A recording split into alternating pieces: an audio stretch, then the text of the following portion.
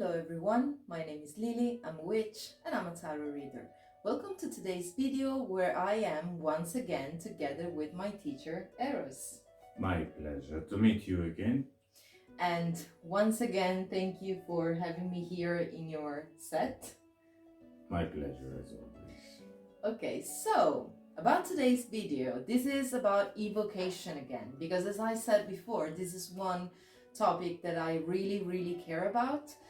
So I need your help today to answer maybe one question, but it could be divided into more, and that is, what are the different kinds of approaches you can have with different kinds of spirits? So for example, let's say, as you know, I work with archangels, diamonds, and gods as well. So the question is related to that specifically. How do you approach all these different entities? Maybe we should split the question a little bit. Because of course we got different approaches for different spirits, different hierarchies of spirits, and inside these kinds, these hierarchies of spirits, we also have different approaches for singular spirits. So once again, we need to be as specific as possible as we can inside the media of our video that we are trying to convey. So we want to begin with, I would start with archangels. Okay, so since we are talking about angels in general, we need to understand in the first place that angels are that kind of spirit, that kind of essence, that kind of creature that usually resides in the higher spheres of the astral plane, is far, very far from our physical reality. So we need to be extremely careful, extremely formal, extremely on point in our etiquette to respect every single things that we know we need to do through our divination. Yes, that's a very important part. Or through the information we've gained in advance to establish the clearest best possible connection that we can. Yes. Because since we are talking with someone really far from our point of communication, we wish to avoid any sort of interference and miscommunication as well. Yeah, but also interference, since they are that far. We need to be as clear and as on point as we can in the limits of what's possible and available for us, of course. So so that's, well, I'm gonna talk about it in another video, and that's the feeling that you usually get when you're working with I'm sorry. If I can. Yeah. This is my opinion, my experience, of course. Yeah. Like, and my experience is completely the same as yours, because as I said, you know, what I feel as a like. Disclaimer, I don't want to take anything I for say granted. Yeah, of course. You should try it yourself. Yeah. Just like she actually did. Yeah. So this is actually, you know, a space to talk about our experiences and the way we did things and what worked for us and what didn't. So yeah, as you said, you know, what I feel like when I work with angels or archangels is exactly that. They are very, very far from our reality. So even the communication is not, you know, as easy. So that's why you need to be as clear as possible. You need to have the best possible, you need to build for yourself the best possible possibilities. Excuse the play on words. So yeah. Still also, we need to usually, in my experience, make a differentiation between angels, yes, and archangels. yes, Since archangels are the building pillars of our reality, yes, generally speaking. of course. It's much harder to explain, and I don't want to bore them, but they are the pillars that keeps our reality, especially physical reality, in place as it is. Yes. Angels are still a little far from ourselves. Yeah. Very different from ourselves. But maybe one step closer to us than archangels are. So they are more some sort of the programs that makes our reality work. Yeah. So we have the pillars and the programs. Different, more far angels are those who makes different reality works. Yeah. It's not that we do not have connection. Yeah. But we need to establish a clear connection if you want to communicate effectively with those angels. They are wonderful. They are amazing. Yeah. But since they are alien from our way of thinking, from our way of perceiving reality, we need to establish an extremely clear connection. Yes, that's what I feel as well. So moving on to diamonds. So first of all, a very, very brief disclaimer. Usually, you know, you hear the word demons, which is, it's not incorrect, but the correct form, the correct way to call these entities is actually diamonds, because it comes in our tradition, of course, because it comes from the Greek word diamond. So that said, I want to ask you, which is the best way, the best approach that you can have with a diamond? It's extremely different from one case to the other.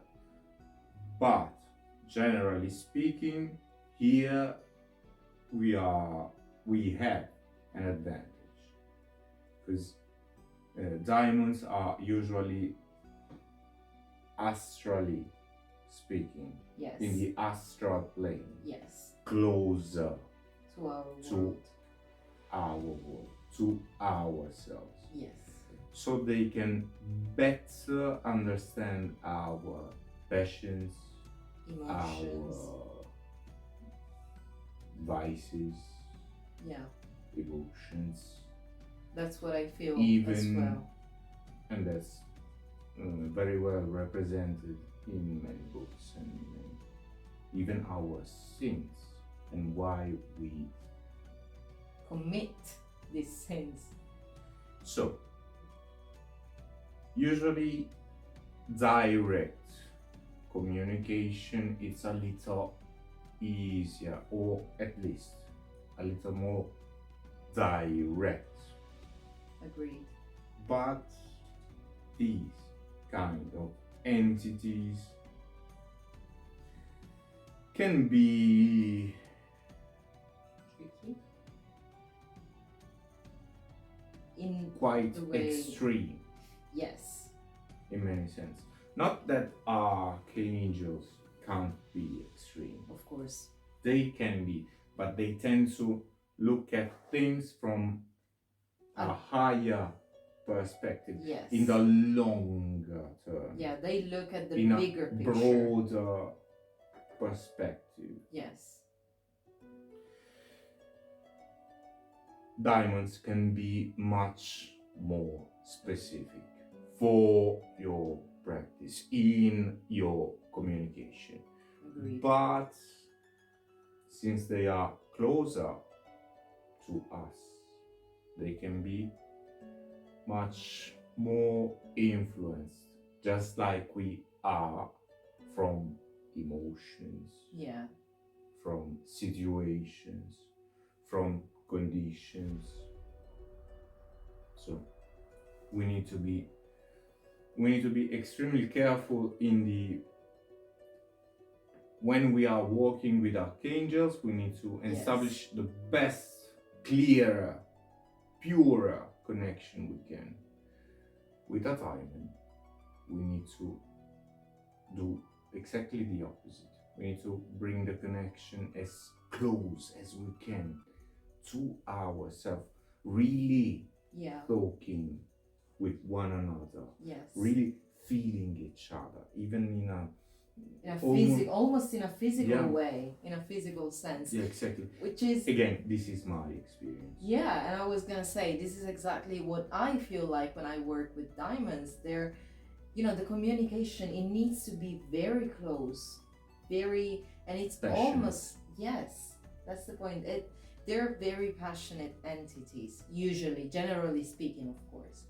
And it has a very different feel than, talking or communicating with archangels. And yeah, that's I get very excited. I'm sorry, I get very excited when I talk about this. Can be even more important, just like we talked about angels and archangels. This is even more important in a sense for lesser demons coming from a legion. Extremely important. Emotion is key to establish a connection, and exactly the same is true for any sort of elemental evocation. Yes, agreed. But we need to understand, why are we talking about diamonds instead of demons? This is about syncretism, which will be an extremely long argument. We're not going to talk about it. No, we will not talk about it right now.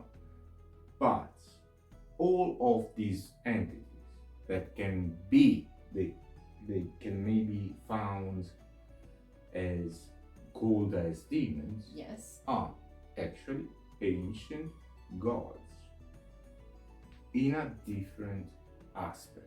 So we need to understand that the aspect of the entity we are calling down and our opinion about that entity influence the way we are going to interact with that entity. So, for example, if I have a friend that is extremely formal, likes to attend fancy restaurants and so on, with that friend, if I want to have optimal results in my communication, I am going to behave in a certain way. Absolutely. But I do also have amazing friends that are more easygoing, or, for example, in the field of fighting sports. There's a lot less dancing class. And if I want them to take me seriously, I'm going to behave in a different way. It's not that I have changed. I'm going to behave accordingly to the environment I am in. Absolutely. And this is the same that we need to do when we behave with different spirits, and we need to understand that different spirits coming from different spheres with different aspects in different moments of their lives. Yeah. Just like the example you just made. They are going to behave differently. Of course. If I approach someone scared of him, of course, They're gonna be. He will catch that. She will catch that. They will not trust you easily if you get to them, if you approach them and you're so scared. And if I approach someone too enthusiastic, too much enthusiastic, I could scare them away. They will keep you at arm's length. That I actually will scare them away. But but they will keep you at arm's length. They will feel repulsed. Yeah. By me. Yeah. So, as always. Yeah, you need, to behave accordingly to the situation and to the entity you're talking to in that moment. Behave as balanced and as according to the situation as you can. Of course, sometimes we've got a little bit too much enthusiasm. Yeah, I mean, that happens. It's not, it's not the end of the world. Yeah, it's not the end of the world. You should try as best as you can to tone be it down balanced and a little act bit accordingly to the entity, to the power you are communicating with. Yes. Whatever is the way you use it. Yeah, absolutely. And that, of course, as we said in our last video, that of course changes a little bit when you establish a friendship with that entity. Then things are a little bit different. But it's just like a friend. Yeah. You still need to have respect and a certain way of acting with that friend, but it's a little bit less you got a personal relationship at this point. Yeah, that changes things completely. It's not only about the environment, the tradition, it's something you've built together. Yeah. So you've got your own way of communicating at a certain point. Of course, it's not something that starts straight away. Of course, you need to work on that to get to that point. Right as you do it, just as you do it with friendships, they require work. Just like you do with friendships. Yeah. Okay, so I wanted to ask you about another kind of spirit. Let's say it's not that's not the correct way of expressing it, but what I want to ask you now, we've talked about archangels and diamonds. Now I want to ask you, how do you approach, and how is it different when you're approaching a god? Yeah. While you are approaching a god or a goddesses, depending on the tradition, depending on the aspects, of course, as always, we will start with as much as we can with our research on gathering information, tradition, gathering information, even through divination, if necessary. So, in this sense, it is quite easier than many practitioner things, because as we said before, if you remember, many, if not all, of what are usually called demons and we call diamonds are actually ancient gods. We are simply calling for an aspect of a certain entity that does not be demonized. So it's not been kind of restrained into a definition. We are not calling forth the aspect of that entity that has been brutalized, in a sense, from centuries of oppression and of dragging down the core power of that the entity. Even in a sense, pushing that entity to perform in a darker way. Yeah. When we are talking about a god, for example, for some entity you work with, if you call it with a certain title, it will respond in a certain way. Yes. If you call it by his or her name, it will perform a completely different way. Yeah, that's true. Well, in my experience, at least, that's what I feel like. Of course. So yeah, I mean, this has been very, very interesting, and you know, I have a lot more questions that I want to ask. You can come whenever you want. Thank you. And I guess you guys would like it as well. We still need to talk about elementals, we still need to talk about egregores. Oh my god, yes, there's like a whole world that we will talk about. If we really want to complete a series that gives a feeling of at least the gist of it. That you need to have to begin understand your way, your path working among spirits. Yes. How do I manage to be as respectful as I can in this case, in this other case? So we're gonna talk more about, you know, the different kind of spirits and the different way of approaching them. We just need a little time, basically. Yeah, just give us a little time. We'll be back as soon as possible with more videos about the matter, which, as I said before, I know I'm saying it a lot, but I really, really love this part of my spiritual path. And so yeah, I'm already thinking of all the videos we could make, and I need to stop right now and, you know, take a breather. And we'll be back as soon as possible. So first of all, thank you for being my guest. Well, thank you for having me here, and you know, thank you for answering all these questions. It's my pleasure, as always. It's always super interesting, and I can't wait to do it again. And if I can, of course, may eternal light shine upon you. And may the gods be with you always.